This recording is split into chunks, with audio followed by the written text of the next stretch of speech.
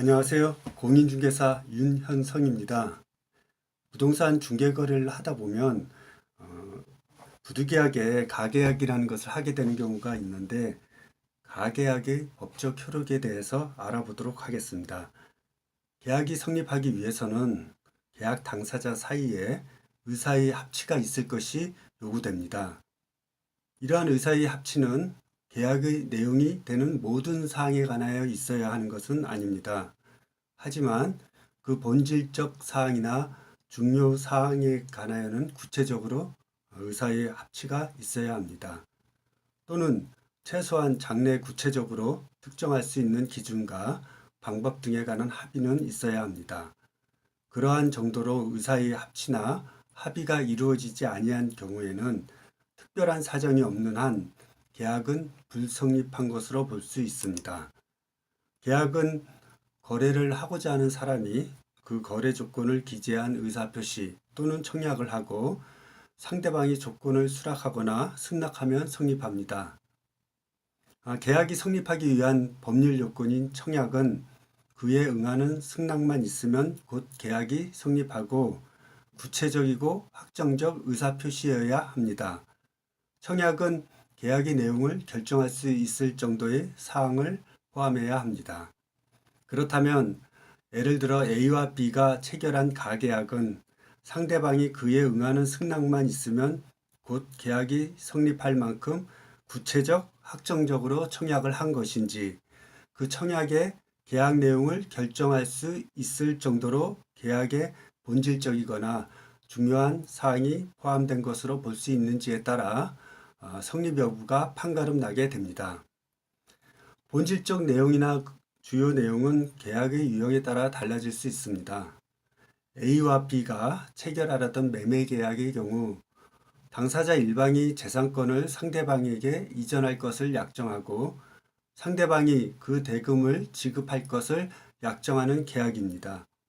즉, 매도인이 재산권을 이전하는 것과 매수인이 그 대가로서 금원을 지급하는 것에 관하여 상방 당사자의 합의가 이루어짐으로써 성립합니다. 이러한 매매 계약에서 본질적이거나 중요한 사항은 매매 목적물이 무엇인지, 매매 대금은 얼마인지, 대금 지급 방법은 어떻게 할 것인지 등입니다. 이러한 내용이 포함된 계약이 체결되면 계약은 성립된 것으로 볼 수 있습니다. 가계약에서도 마찬가지입니다. 예를 들어 가계약서 작성 당시 또는 구두로 가계약할 당시 매매 목적물과 매매 대금 등이 특정되고 중도금 지급 방법에 관한 합의가 있었다면 그 가계약서의 잔금 지급 시기가 기재되지 않았고 후에 정식 계약서가 작성되지 않았다 하더라도 매매 계약은 성립한 것으로 봅니다. 결국 A나 B가 가계약에 대해 어느 정도의 구체적인 조건을 듣고 계약을 체결했는지에 따라 그 가계약이 성립된 것으로 볼 수 있고 불성립된 것으로 볼 수도 있습니다. 문서 또는 문자나 기타 방법으로 계약 조건을 구체적으로 정한 다음 가계약금을 입금하거나 수령한 경우에는 계약이 성립되었다고 볼 여지가 큽니다. 그러나 단순히 부동산을 선점하기 위한 목적으로 목적물만 특정해서 주고받은 가계약금에 대해서는 계약 불성립으로 볼 여지가 큽니다. 그런데 계약이 불성립된 경우라 하더라도 가계약금을 위약금으로 삼아 가계약금을 돌려주지 않을 수 있을까 하는 문제가 있는데요. 이에 가계약금을 체결할 당시 가계약금을 위약금으로 하기로 하는 특약을 하지 않은 이상 가계약금은 원소유주에게 반환해야 합니다. 다시 정리하면 이렇습니다. 부동산은 금액 자체가 크기에 가계약금을 성급하게 체결하면 후회하는 경우가 많이 생깁니다.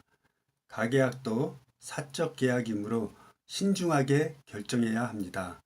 더불어 가계약을 체결하면서 생길 수 있는 골치 아픈 문제는 몇 가지 문구로 방지할 수 있습니다. 가계약서에 문서로 된 본계약 체결 시까지는 계약이 성립한 것이 아닌 것으로 본다라거나 최종 합의는 본계약 체결 시 한다는 등의 문구를 넣어 완전한 계약 체결을 어느 정도 유보해 놓는 것도 한 방법입니다. 오늘은 가계약에 대해서 정리해 보았습니다. 부동산 거래 시 항상 만족할 수 있는 거래가 될 수 있기를 바라겠습니다. 지금까지 공인중개사 윤현성이었습니다. 감사합니다.